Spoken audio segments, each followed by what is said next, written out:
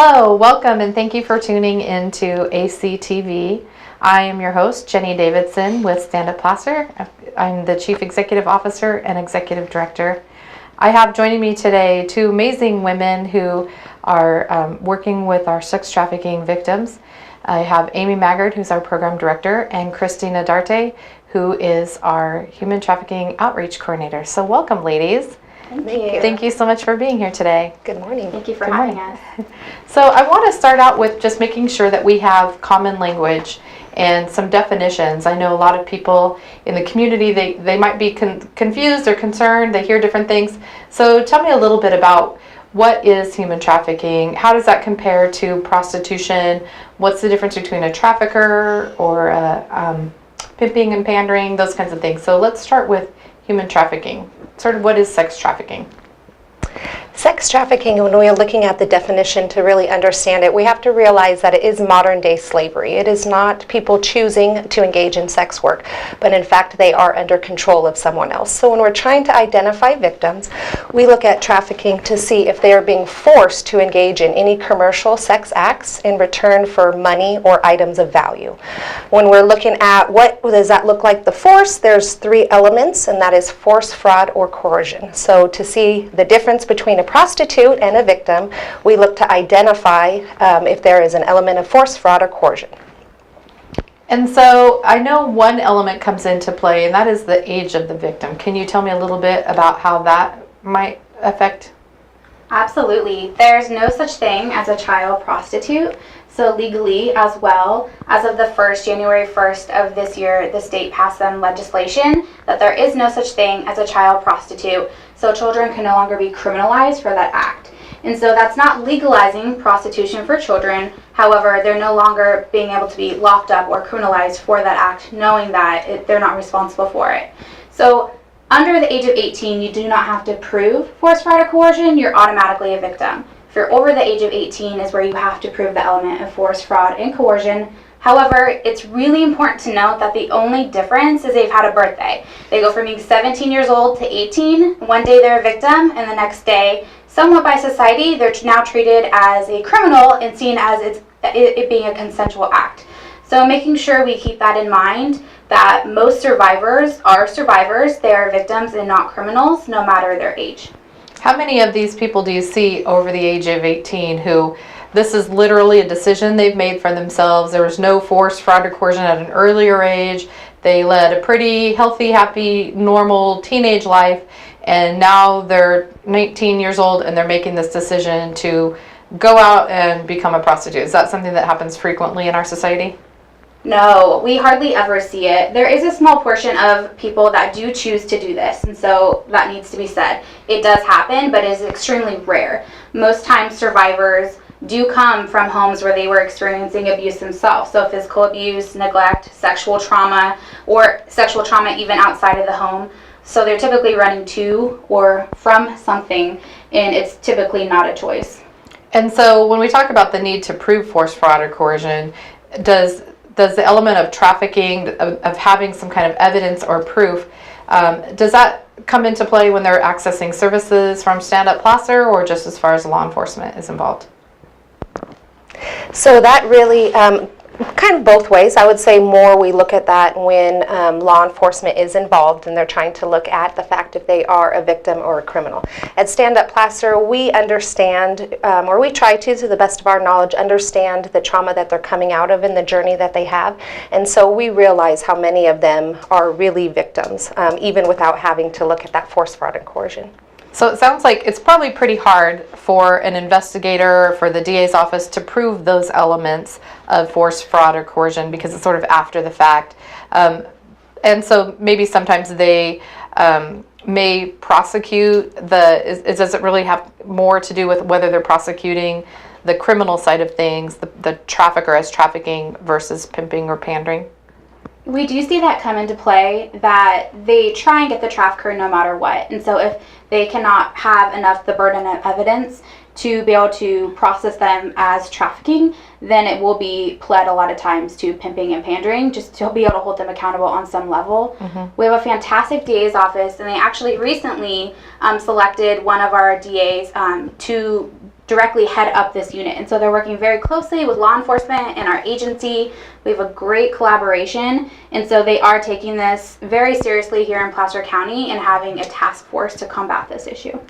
And there was recently a sting that was specifically to Johns. Can you tell us what is a John and maybe a little bit about that sting?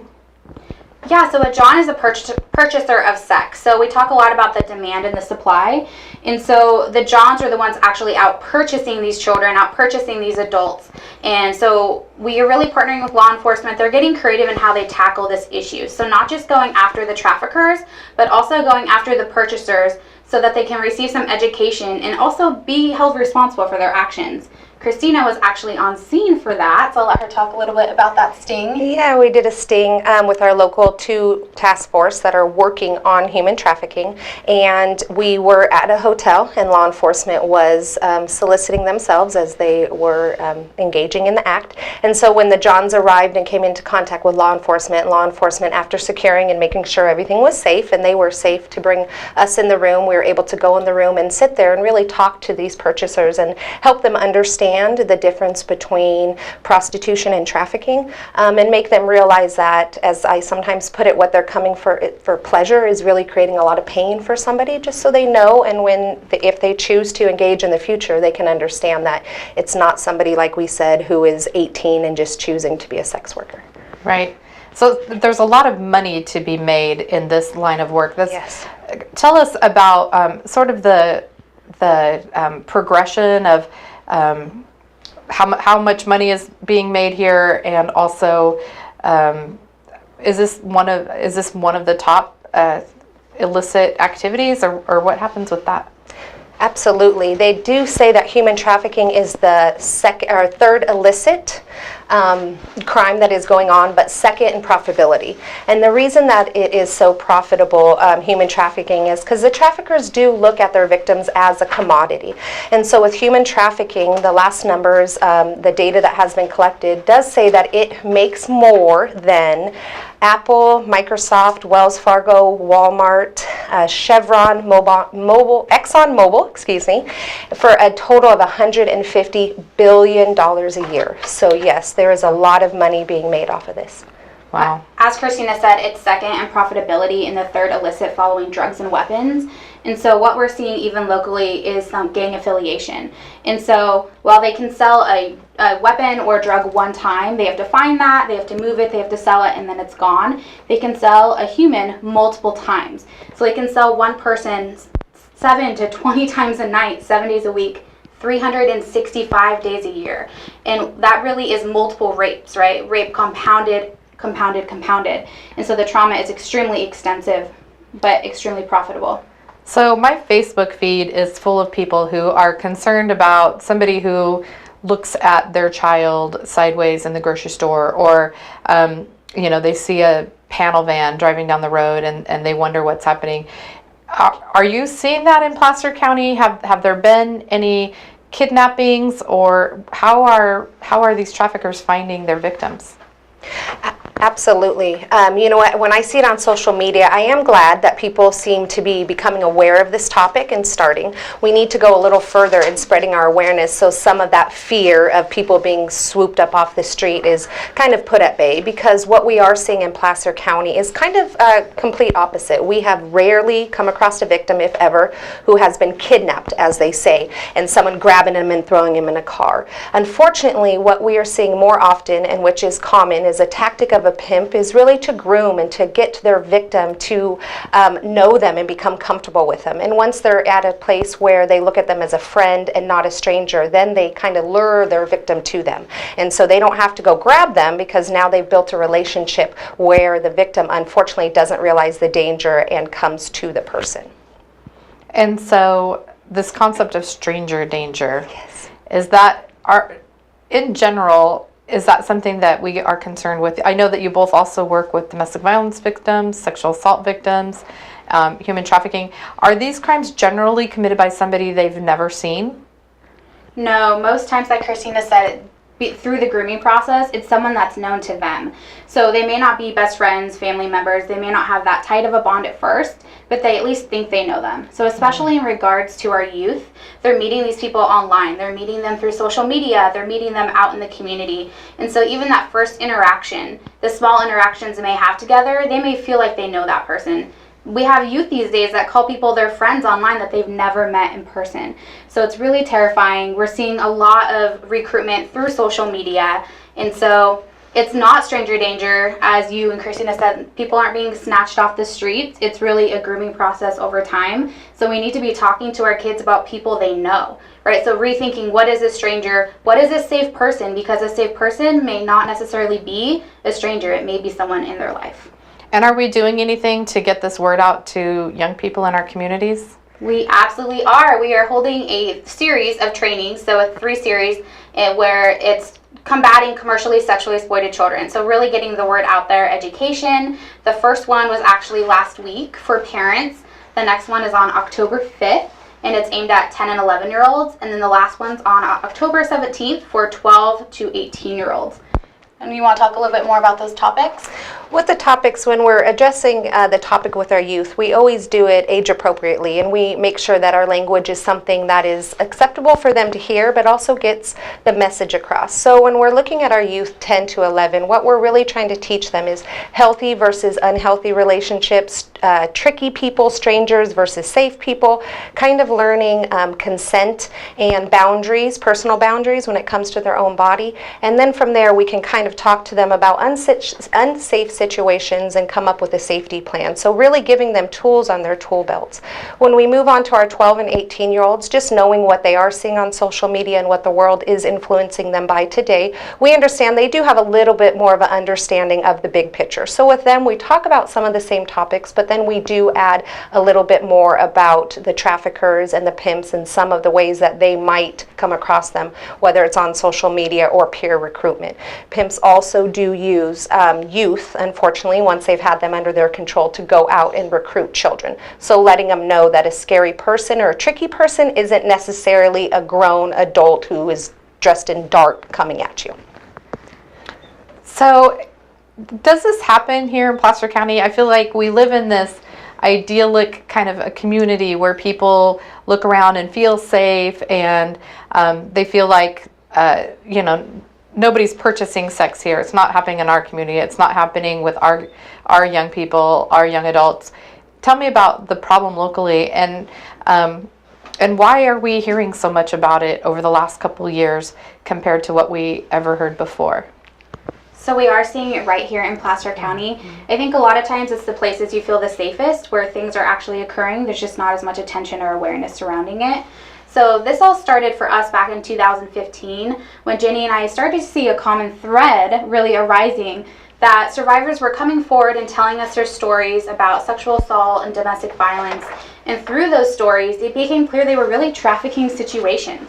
So we started to log that data and saw that it is a problem right here in Placer County. So in 2015, we served 10 survivors that identified as sex trafficking victims, and we weren't offering any sex trafficking specific services.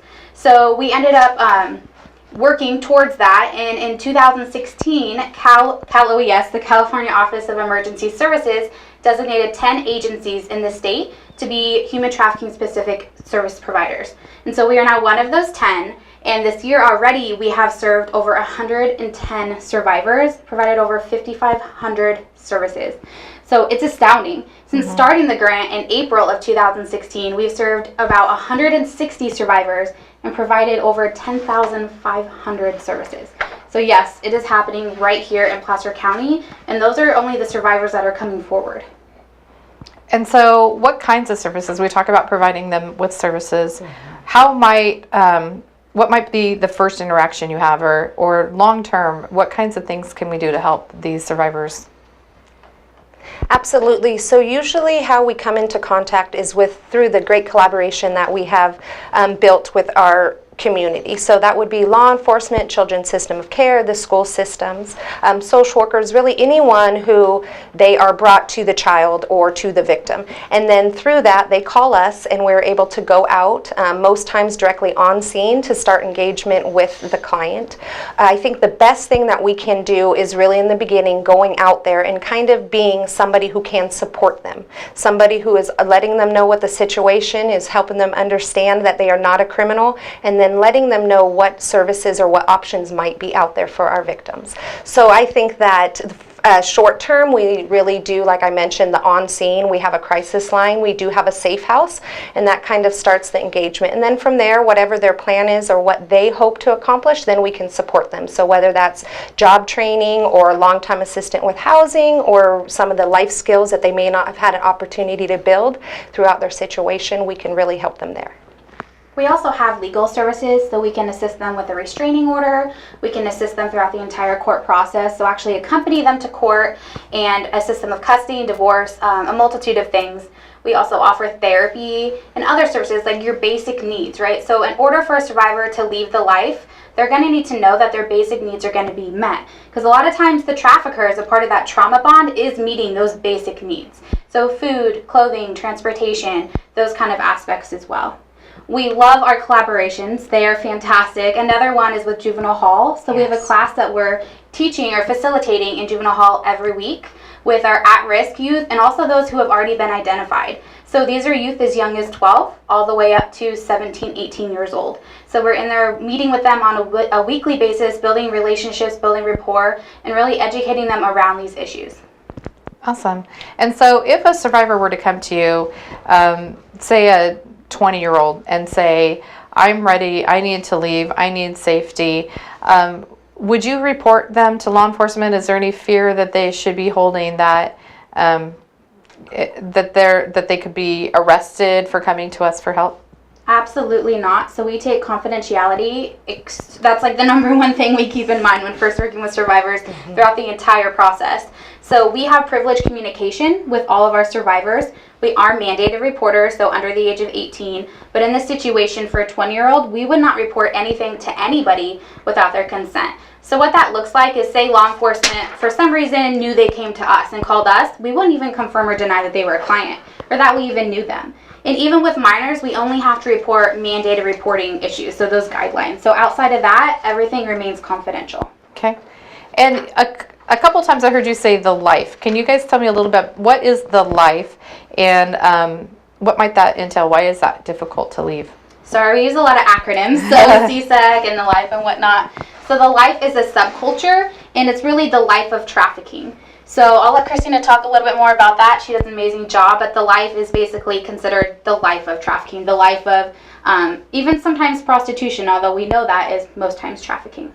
Absolutely. So when we look at what is that culture, what is it made of, first I always like to point out that trafficking victims, what they're really experiencing is domestic violence, sexual assault daily. It's all wrapped up into one, not so pretty package. And so when they are in that situation, their life revolves around not really being a part of society, being a part of the rest of the world that all of us have the opportunity. So their life includes waking up daily, being under control of someone telling them what they're going to do, what they're not going to do, when they're going to work, what they're not going to work. Definitely under that control, having no choice in, do I eat right now? Do I not work right now? Can I go home and see my family? Those kind of things. And so within the life, it's a subculture of its own. They have their own rules, they have their own language, and definitely the victims of it understand that, and they follow the control that they've been put under. There's a lot of glamorization too. So this is a huge pull. The push and pull factors is something we discuss with youth when debunking all these issues and talking to them about it. So the glamorization is a way to draw them in. And so like the Pretty Woman, right? So everyone's seen that movie, and fortunately we can't watch it anymore because that's not what you typically see. It's not a love story at the end. No one is going to be your Prince Charming. And so the glamorization makes it look like it's just going to be parties or modeling or drugs or this really like fast culture, lots of money to be made, and that's just not the case. And so you see the subset of what traffickers want you to think the life is about, and then you have what actually consists, like Christina was saying, a day in the life. They're very different. what might be some red flags that people should, they're wondering maybe this is happening in my neighborhood or with a niece or nephew or someone else. What are some things that should raise sort of those hairs on the back of your neck or concerns for them? Absolutely. I'd say the first red flag that usually we see standing out in our clients is the complex trauma that they're really experiencing. Their behavior is something that once you've been around them, you could think, what's going on? They have a hard time, whether that be holding a conversation or having an outburst of emotions or even explaining their typical day in the life. So if you ask them maybe where do they live, they might not have that answer because they don't live anywhere. They stay places or they're on the move. They might not have possession of things that we all have. So for instance, ID, cell phones, things of that nature. Then sometimes when we're looking at physically, what we do look for is someone that is dressed in a very sexual nature at times. They might be groomed very well, so they look very well taken care of. They could have their nails done. Sometimes we look at them and we can tell that their relationship with the person they're in is a relationship where the other person probably is controlling them. So they're not able to look at you, they can't make eye contact, they can't answer questions for their own selves. And then once you're around them a little longer and you might see that they have sometimes means or nice things where you wonder, I don't know what kind of job you have, how do you have those nice items? Something like that. They will be very protective of the relationship that they're in. And so if you do have a chance to engage and start asking about their boyfriend or someone that they're in that relationship, you can usually tell by their response that maybe it's not a very healthy relationship. I would say those are a few of the red flags. Amy, what do you think? Yeah, no, I think that's great. Branding, a lot of our survivors are branded. So that's typically in the form of a tattoo. It's not what you typically see in the media about having a barcode. We don't really see that as often. I've never personally seen that. It's more often going to be their trafficker's name, the gang affiliation name, a phrase about loyalty or hoeing or pimping, money, things like that. But it's really a mark of property. So it's not the survivor saying, hey, let's go to the tattoo parlor tonight so I can get a tattoo. It's typically forced on them or through manipulation that they receive that tattoo, and they don't typically get to choose what it is. The trafficker chooses it as a form of marking their physical property. Because as Christina stated, they see that person as a physical commodity. They may have a lot of cash on them. They don't get to keep that cash, but a lot of times they'll have that on them. What we're seeing more than cash now is cards. So vanilla cards as a way to then a lot of times even to avoid law enforcement during a sting or whatnot. If law enforcement rolls up, they don't have $1,000, $2,000 in cash. It's all on a card. And so it's not as obvious. So I think you covered a lot of it. With children specifically, truancy, changing grades, looking tired, because we do see survivors, children a lot of times too, where they may still be living at home and being forced to work at night, so sneak out of their home or whatnot. So you'll see a change in grades, things like that. And if there's someone at home right now who maybe you think this is happening to somebody you know, please call our crisis line number. It's 800-575-5352. Call law enforcement if you see something where it might be a crime in progress. Do reach out and get help. You can call our crisis line number even for questions, some clarification. If you want us to come and talk to your church or service club, we are glad to do that to make sure that people get this information. What other sort of what populations might be most vulnerable to being trafficked? What are some commonalities that we see there? So we kind of break down this section into 3 different groups.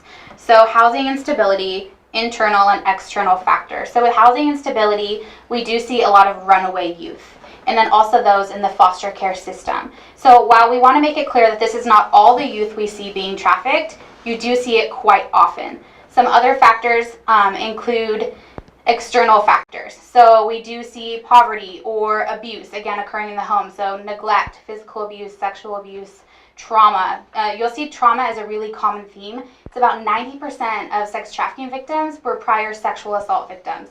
So there's a common thread there, and I would say almost it's like 99%. It's extremely common. Absolutely, I agree with that, and I think that sometimes even if they can't identify as being a victim in the past, once you talk to them and you hear their story, you see absolutely they have been assaulted, like you said. Some other vulnerabilities include mental illness. Those that are developmentally delayed, unfortunately, is a common one. And then also LGBTQ youth. right? So basically, any vulnerability that a trafficker can find and exploit, they will. And what are some successes? Have you seen some successes? Have you seen people who do okay? Tell us, what does success look like? Absolutely. I always say when we're working with victims, even for their good as well as ours, we always have to look at success and redefine it. We are not rescuers. No one is there to go rescue these people. They are people in a situation where they need help and they need services offered to them and someone that can help them bridge that gap. So really when we're looking at success, we redefine it. And instead of looking at how many times do they run or how many times does it take for them to come get services to really get out of the life, we look at it as, don't look at how many times they leave, look at how many times they come back to you. How many times do they give you the privilege to come in front of them and say, hey, I see where you're at, you let me know if there's anything I can offer you, and then them accepting your help. With trafficking, I think the first thing that we can do for our victims is really change our language and change the way that they know society and as a whole perceives them. It's very hard for them to even step forward and get help if we look at the fear that they're under, the control that they're under, the lack of resources and trauma. That's one thing, but really even before we're able to address those issues, looking at them and knowing that they're not a prostitute, that they're not choosing to do this. When we look at them in that way, they feel it and a barrier goes up because they say they don't understand, right? So if we can first and foremost change the way that we address them, but then also the way that we engage them. At Stand Up Placer, I love that we have the opportunity to help them wherever they are in their journey. They don't have to be out of the life to access our services. And so that is where we see the success coming. Meeting somebody, starting to let them know we understand their struggle as best as we can, and then let them know that whatever you need, we're here for. Pretty soon that rapport is built, and that's where you really get something. If you look at survivors, they are leaving a situation where they probably trusted someone at one point and it got them to the situation where they're in. So I encourage my clients, don't trust me right away. Help me help you earn my trust in ways. And I think that's really what we have to look at with success. And there may be people at home who really want to help. They want to somehow be involved. Like us on Facebook. Yes. What are some other things other than right now logging in and liking us on Facebook? What are some ways that they can really tangibly make a difference in this specific population? I think there's lots of ways that you can get involved. Volunteering is a huge one. So another thing I love about our agency is that we have so many volunteer opportunities and an amazing volunteer coordinator, and you get to work directly with our victims sometimes. So everyone that works for us or volunteers goes through our 65-hour state-mandated training, but after that point, you can directly work with survivors and help them to create larger support systems, relearn a lot of those life skills, things like that. So that's extremely rewarding and helpful because it takes an army. And then also donating. We have a wish list on our website at all times. It's extremely helpful. We have a human trafficking drop-in center in Roseville where we serve all ages and provide all of our services also. And we're always needing assistance there, and then also donations. Survivors can come in and pretty much get whatever they need. Hygiene products, clothing, a warm meal, so lots of different things. And then I think another large one is just talking about this issue, right? So not sensationalizing it, spreading real facts and real ways to make a difference. So even if you have kids at home or if you know kids, talk to your kids, because what we're finding a lot of times is parents are really afraid to talk to their kids about these issues because they are unfortunately adult issues, but they're affecting our children. So the average age of recruitment is 12 to 14 for females and 11 to 13 for males. So that's really, really young. And so we're seeing this disconnect that our children are being trafficked, but we're not having these conversations with them because they're not ready to have the conversations. So having those honest conversations, age appropriate, coming to outreach and educational events like the one Christine is doing, the 3-part series, those are other ways that you can also directly make an impact for those in your lives as well. And donating clothing, food, things like that to thrift store, which is on Douglas between Ross and Hobby Lobby, being able to come out and help at events, things like that. So anyone who wants to help, just give us a call. The crisis line number will get you to us too, 800-575-5352. And I'm going to have to wrap things up, which is really difficult because this is such a great conversation to be happening right now. October is Domestic Violence Awareness Month, so please wear your purple. And I just really want to thank you both so much for coming out here and for the hard work that you do every single day, walking alongside these survivors who are going through such a very, very difficult journey. And the heart that I see in both of you, that how much you really do care about them and just as human beings and want to make a difference in the community. So thank you both so much. Thank you for taking your time out to come here today. And thank you all for tuning in to ACTV and watching the show. And we'll see you in a couple weeks.